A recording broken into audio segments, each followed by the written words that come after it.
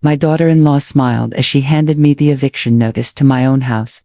"You have 30 days, Margaret," she said, her voice sweet as poison. "Don't make this harder than it needs to be." I stood there in the kitchen I'd cooked in for 43 years, holding a piece of paper that claimed I no longer owned my home. My son stood behind her, silent. He wouldn't even look at me. That was 3 weeks ago. What they didn't know, what nobody knew, was that I'd been preparing for this moment for longer than they could imagine. And by the time I was done, they'd wish they'd never heard my name. But I'm getting ahead of myself. Let me start at the beginning, when I still believed my family loved me. 6 months earlier, I turned 72 years old at a surprise party I never wanted. My son Richard and his wife Vanessa had insisted, filling my house with neighbors I barely spoke to, and distant cousins who only appeared when there was free food.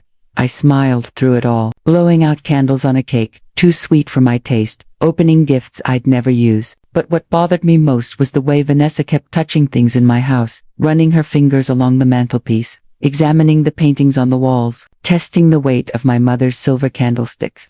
"This is such a beautiful home," she said, her eyes calculating. "So much potential." Richard beamed at her like she'd said something profound. My son had changed since he married her 5 years ago. The boy who once brought me wildflowers from the field behind our house had become a stranger, who scheduled 15-minute phone calls with me like business meetings. "Mom, we need to talk to you about something important," Richard said, after the guests left. "Let's sit down." The tone made my stomach clench. I knew that voice, the one he used when delivering bad news he'd already decided I'd accept. We sat in my living room, and Vanessa poured tea nobody wanted. She'd been doing that lately, playing hostess in my own home. "Mom, Vanessa and I have been discussing your future," Richard began. "My future?" I set down my cup carefully. "I'm 72, not dying." "Of course not," Vanessa interjected, her smile bright and empty. "But Richard and I worry about you being here all alone. This house is so big, so much maintenance. What if you fell? What if something happened and no one found you for days?" "I have my phone. I have neighbors. Mrs. Chen is 85 and deaf," Vanessa said, "and the Kowalskis are never home." Richard leaned forward, his elbows on his knees. "We think you should consider moving in with us. Or maybe we could look at some nice assisted living facilities." "Absolutely not." The words came out sharper than I intended, but I didn't care. I'd seen those places, sterile rooms that smelled of disinfectant and resignation, where people went to wait for death while their families forgot about them. "Mom, be reasonable." "I am being reasonable. I'm 72, not 92. I walk 3 miles every morning. I volunteer at the library twice a week, and I can still beat you at chess. I'm not going anywhere." Vanessa's smile tightened. "We're just concerned about you, Margaret. This house is worth quite a lot now. The neighborhood has changed so much. Have you thought about what would happen if you needed medical care? The equity in this property could pay for your kitchen renovation." The words escaped before I could stop them. The silence that followed was arctic. "That's not fair," Richard said quietly. "We're trying to help you." But I'd seen the architectural magazines in their car, the paint swatches in Vanessa's purse. I'd heard her on the phone with her mother, talking about investment opportunities, and when the old lady finally moves out, I wasn't stupid, and I wasn't ready to give up my home. 2 weeks later, I collapsed at the library. I remember shelving books in the mystery section when the room started spinning. The floor rushed up to meet me, and then there were voices, hands, the wail of sirens.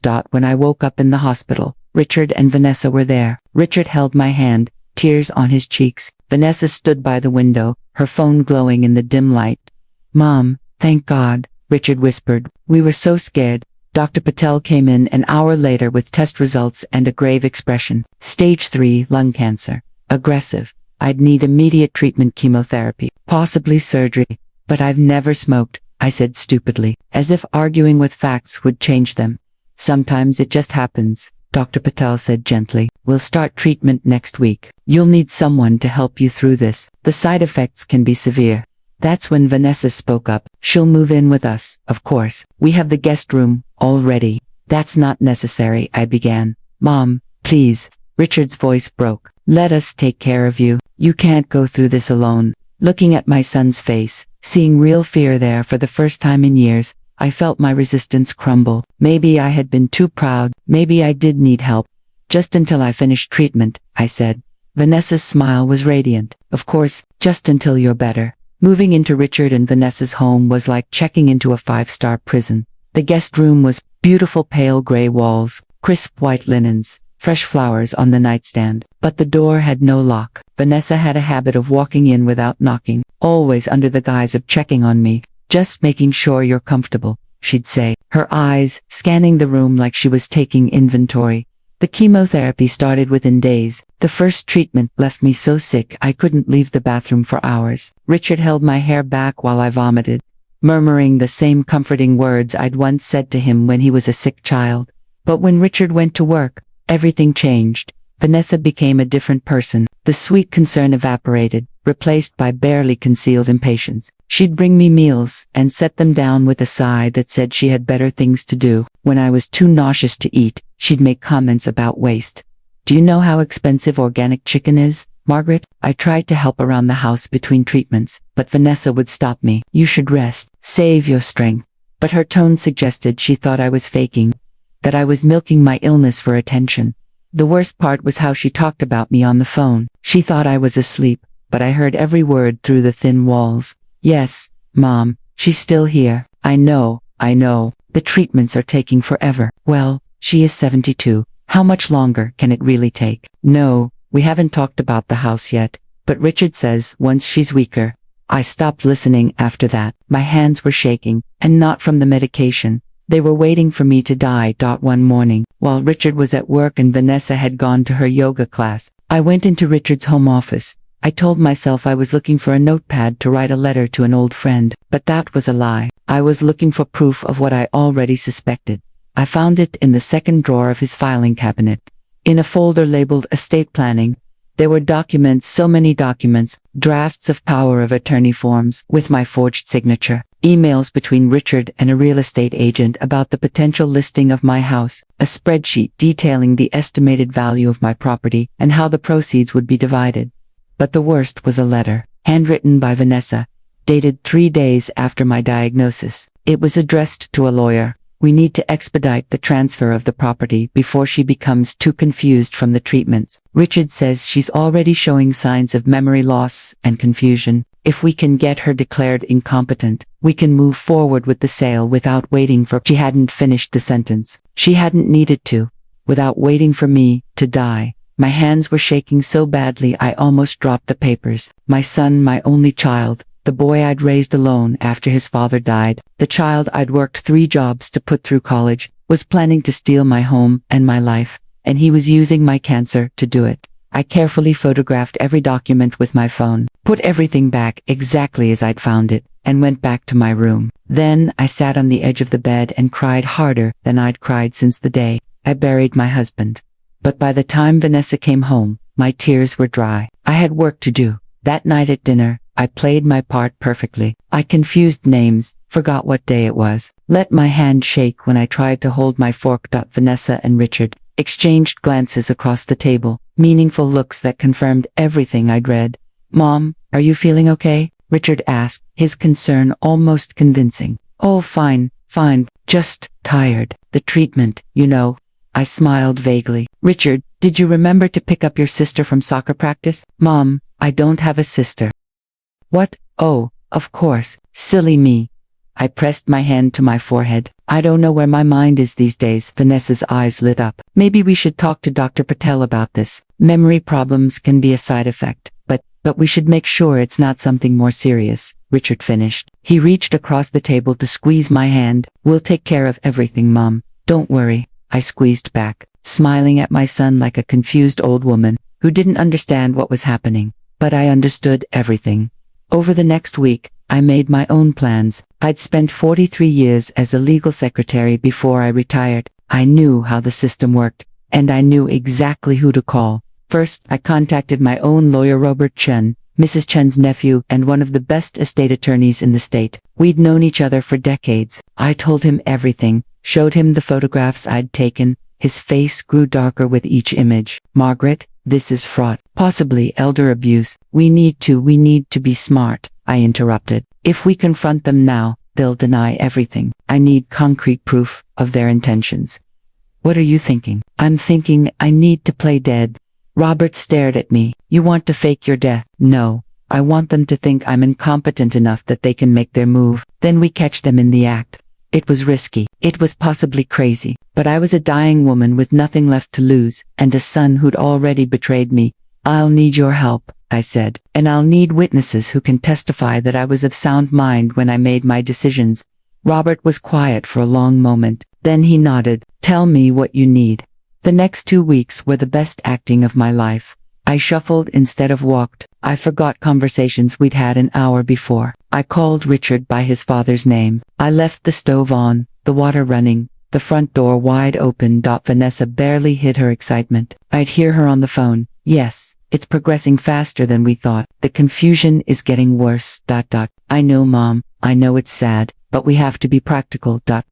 Richard was harder to read. Sometimes I'd catch him watching me with something that looked like genuine sadness, but then Vanessa would whisper something to him, and his face would harden into determination. They thought they were being clever, building their case. What they didn't know was that every confused episode was carefully crafted, and Robert's office had installed cameras in my room, at their house, teeny things, hidden in a picture frame and a clock, legally placed with my full consent and documented permission.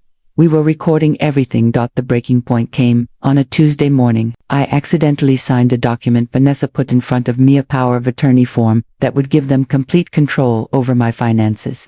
I watched her eyes as I signed with a shaking hand, saw the triumph there, the naked greed. There you go, Margaret, she said sweetly. This just helps Richard and me take care of your bills while you focus on getting better.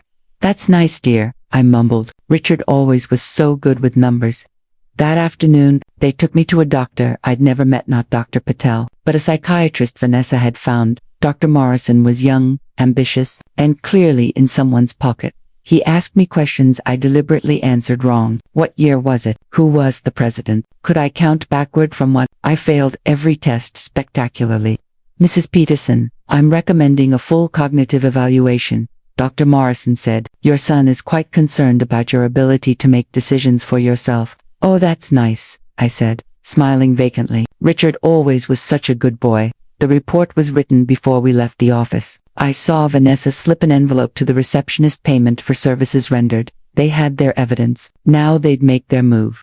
3 days later, Richard sat me down for a serious conversation. Vanessa stood behind him, her hand on his shoulder like she was operating a puppet. Mom, we've been talking to lawyers and financial advisors, Richard began. Given your ... condition, we think it's time to make some difficult decisions. What kind of decisions? I let my voice quaver. About your house. The medical bills are already piling up, and they're going to get worse. If we sell now, we can put you in the best facility. Make sure you get the care you need. But that's my home. I know, Mom, but you can't live there anymore. You can barely take care of yourself.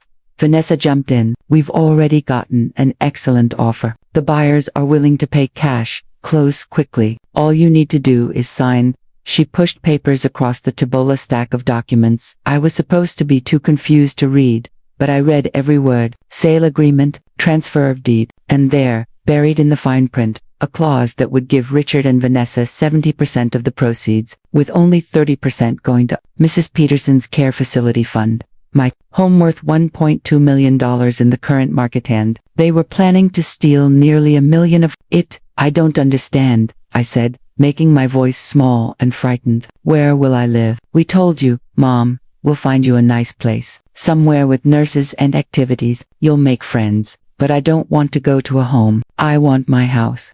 Richard's patience snapped. You can't have your house. You can barely remember what day it is. Do you know how hard this has been for us? Taking care of you, watching you fall apart. Richard, Vanessa said sharply, but he was already spiraling. No, she needs to hear this. We've put our lives on hold for you, Mom. Vanessa gave up her business opportunity to take care of you. We've spent thousands on your medical bills. The least you can do is sign the damn papers and make this easier for everyone.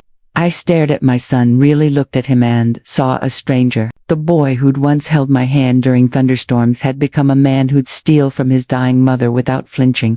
Okay, I whispered. All signed. Vanessa's face lit up. She practically shoved a pen into my hand.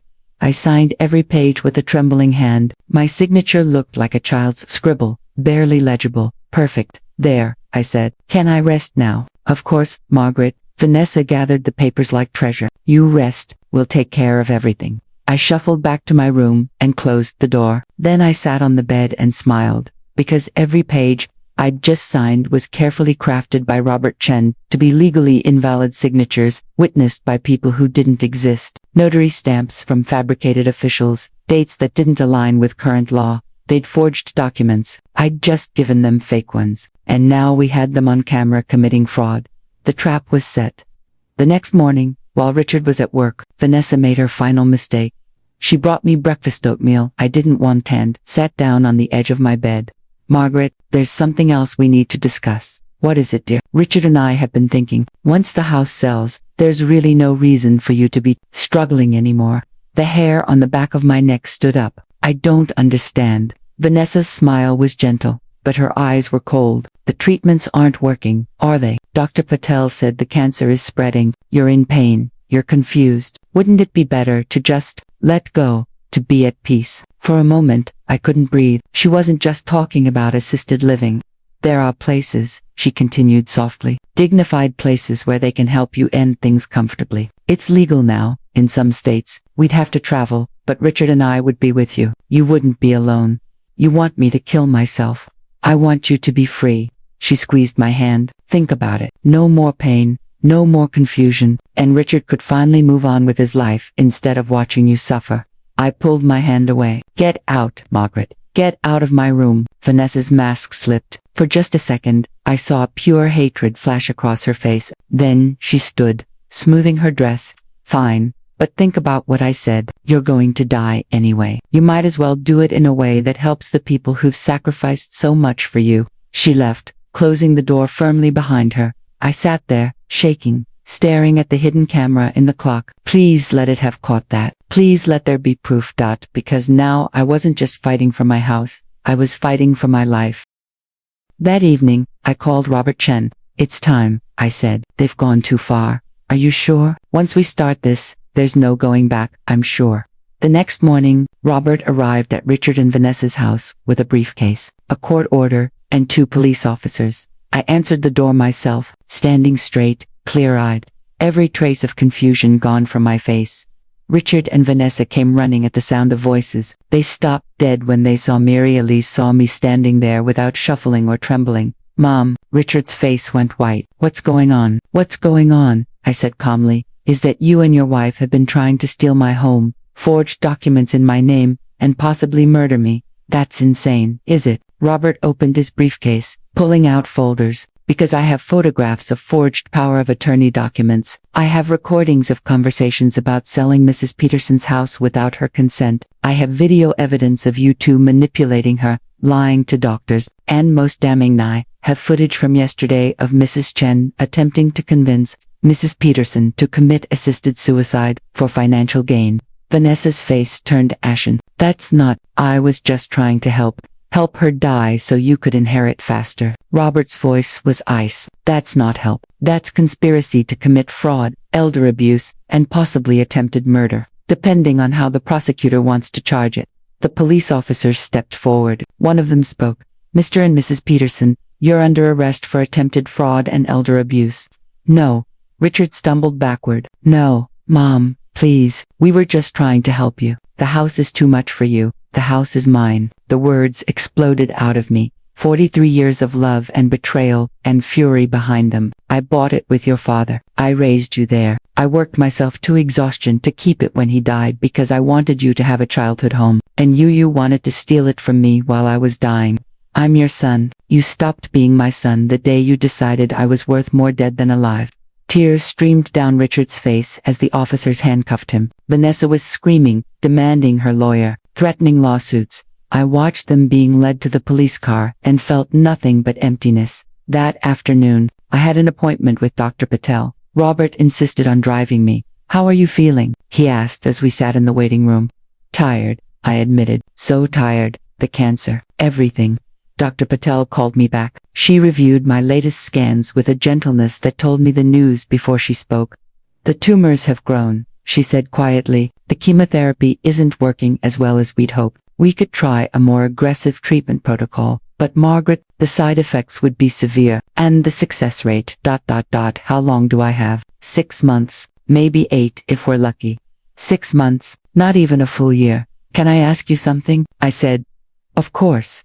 Did Richard or Vanessa ever contact you, try to get information about my condition, my prognosis? Dr. Patel's face shifted a flash of discomfort. I can't discuss other patients' inquiries without a release. They did, didn't they? They were planning around my death. She didn't answer, but she didn't need to. I could see the truth in her face.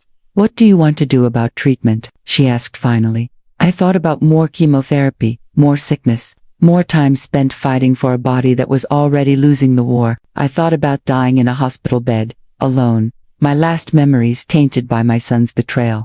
I want to stop treatment, I said. I want to go home. Margaret, my real home. I want to spend whatever time I have left in the house I built with my husband. I want to garden. I want to read. I want to remember what it feels like to be happy. Dr. Patel reached across her desk and squeezed my hand. Then that's what we'll do. I'll refer you to hospice care. They'll keep you comfortable. Thank you. As I left her office, I felt something I hadn't felt in months. Peace. I was dying, but I'd do it on my terms, in my own home. Surrounded by memories of real love. Richard and Vanessa had tried to take everything from me. Instead, they'd lost everything: their freedom, their reputation, their future. And I'd won. Mrs. Chen met me at my front door with tears in her eyes and a casserole in her hands. Margaret, I'm so sorry. If I'd known what they were doing, you couldn't have known, I said, hugging her. I barely knew myself until it was almost too late. Robert had arranged for a cleaning service to come through. The house looked exactly as I'd left it 6 months ago. Same furniture, same paintings, same photos on the mantelpiece, but it felt different, emptier. I walked through each room, trailing my fingers along walls that held a lifetime of memories. Richard's height marks on the kitchen doorframe, the spot where my husband had proposed, on one knee in the living room, the bedroom where I'd given birth during a snowstorm, when we couldn't make it to the hospital. This house was more than property. It was the physical manifestation of every dream I'd ever had, and I'd almost lost it. That night, I sat in my husband's old recliner, the one I'd kept all these years even though the leather was cracking, and called my brother in Portland. We hadn't spoken in 5 years. A stupid argument about politics that suddenly seemed unimportant. Margaret, his voice was confused, concerned. Is everything okay? No, I said honestly. Everything is terrible. And I need to tell you I love you before it's too late. We talked for 3 hours. He cried when I told him about the cancer, about Richard, about everything. He booked a flight for the next day. I'm coming home, he said, and I'm staying as long as you need me. You have your own life, David. You're my sister. You're my family. That's what matters. Family. Real family, not the performance Richard and Vanessa had staged, but the messy, complicated, genuine thing my brother was offering. I hung up feeling less alone than I had in months. Richard and Vanessa's trial became a local sensation. News vans parked outside the courthouse. Reporters shouted questions about the dying mother house theft case. I attended every day of proceedings, sitting in the front row where they couldn't avoid seeing me. Richard looked like he'd aged 10 years. His suit hung loose on his frame. His eyes were hollow. Vanessa sat ramrod straight, her expression a mask of offended dignity. The prosecution laid out their case methodically. The forged documents, the manipulated medical evaluations, the recordings of their conversations, planning to sell my house. Robert had been thorough. There were receipts, emails, text messages, a paper trail of betrayal. Then they played the video from my room. Vanessa's voice filled the courtroom. You're going to die anyway. You might as well do it in a way that helps the people who've sacrificed so much for you. The jury's faces shifted from neutral to disgusted. Richard's lawyer tried to argue that they'd been motivated by concern, that they'd genuinely believed I was incompetent, that everything had been a misunderstanding. But then I took the stand. I looked directly at my son as I spoke. Richard came to visit me in the hospital after my diagnosis. He held my hand and cried. He said, "Mom, I can't lose you. You're all I have left." And I believed him. I believed he loved me. My voice didn't shake. I'd cried all my tears already. But 3 days later, he was emailing real estate agents about selling my house. While I was vomiting from chemotherapy, his wife was calculating how to forge my signature. They didn't care that I was dying. They cared that I was dying too slowly. Richard dropped his head into his hands. I would have given him anything, I continued. If he'd asked if he'd been honest, I would have helped him. That's what mothers do. But he didn't ask, he stole. And in doing so, he stole something more valuable than property. He stole my trust, my dignity, and my last memories of having a family. The courtroom was silent, except for someone crying in the back row.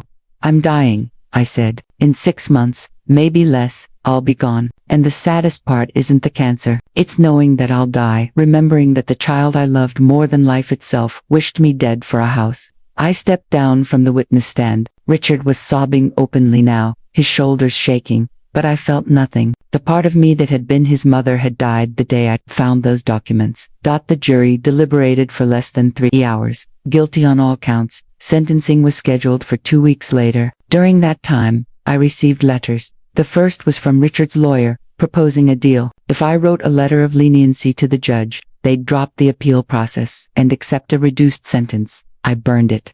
The second letter was from Richard himself, 4 pages, handwritten, his writing shaky. Mom, I don't know how to say I'm sorry for something so unforgivable, but I need you to know that I never stopped loving you. I was weak. Vanessa was so convincing, and I'd been listening to her for so long that I forgot how to think for myself. She said we were helping you, that we were being practical, and I wanted to believe her because the alternative, admitting I was stealing from my dying mother, was too horrible to face. But that's just an excuse. I made the choice. I signed the documents. I stood by while she manipulated you, and I'll spend the rest of my life knowing I destroyed the one relationship that mattered most. I'm not asking for forgiveness. I don't deserve it. I'm just asking you to know that I'm sorry, and that I remember Remember the mother who stayed up all night when I had pneumonia, who worked 3 jobs so I could go to college, who taught me to be a good man. I forgot those lessons, but I remember them now, when it's too late. I love you, Mom. I'm so sorry. Richard, I read the letter 3 times, then I folded it carefully and put it in a drawer. The third letter was from Vanessa. It was shorter, more businesslike. Margaret, I want you to know that everything I did because I love Richard. Your son deserves a good life, and your house could have given him that. You're dying anyway. Don't let your spite destroy his future. If you truly loved him, you'd write to the judge and ask for mercy. The choice is yours. You can be a mother who helps her son, or you can be vindictive and cruel. What will your legacy be? Vanessa, I laughed, reading it, a bitter, hollow sound. Even now, facing prison, she was trying to manipulate me. I wrote one letter in response, addressed to the judge. Your Honor, I have been asked to write a letter of leniency for my son and daughter. I have been told that a good mother would forgive, would offer mercy, would put her child's needs above her own hurt. But I have learned that being a good mother doesn't mean being a doormat. It doesn't mean accepting abuse in the name of love. And it doesn't mean pretending that betrayal is forgivable simply because it comes from family. My son and his wife tried to steal my home, my dignity, and possibly my life. They showed no mercy to me. I will show none to them. I ask that you sentence them to the full extent of the law, not out of vindictiveness, but out of justice. What they did was wrong. What they planned was evil, and they need to face the consequences of their choices. I am dying. I have 6 months, perhaps less. I will spend that time in my home, surrounded by the memories of real love, the love of my late husband, my brother, my true friends. I will not spend it forgiving people who wished me dead. That is not cruelty. That is self-respect. Sincerely, Margaret Peterson. I sent the letter, and I slept better that night than I had in a year. The courtroom was packed for sentencing. I sat in my usual spot, flanked by my brother David and Robert Chen. Richard and Vanessa were brought in wearing prison jump. They looked smaller somehow, diminished. The judge reviewed the case, her expression grave. This court has seen many cases of elder abuse and fraud, but rarely have I encountered such a calculated, sustained attempt to exploit a vulnerable person, especially by that person's own child. She looked directly at Richard. Mr. Peterson, you betrayed the woman who gave you life, who sacrificed everything for you. You weaponized her illness and her love. That betrayal warrants serious consequences. Richard stood, his hands shaking. Your Honor, I don't want to hear excuses. I want to see accountability. She turned to Vanessa. Mrs. Peterson, you orchestrated this scheme with callousness and greed. Your attempts to convince Mrs. Peterson to end her life prematurely border on criminal solicitation. You showed no remorse, only regret at being caught. Vanessa's jaw tightened, but she said nothing. I hereby sentence Richard Peterson to 4 years in state prison for fraud and elder abuse. Vanessa Peterson, you will serve 6 years for the same charges, with additional time for attempted coercion. You will both be required to pay full restitution to Mrs. Peterson, including all legal fees and damages, for years. 6 years. Not enough. A voice in my head whispered, not nearly enough for what they tried to take from me. But it was something, as the guards led them away. Richard turned and looked at me one last time, his mouth shaped words, I'm sorry. I looked away.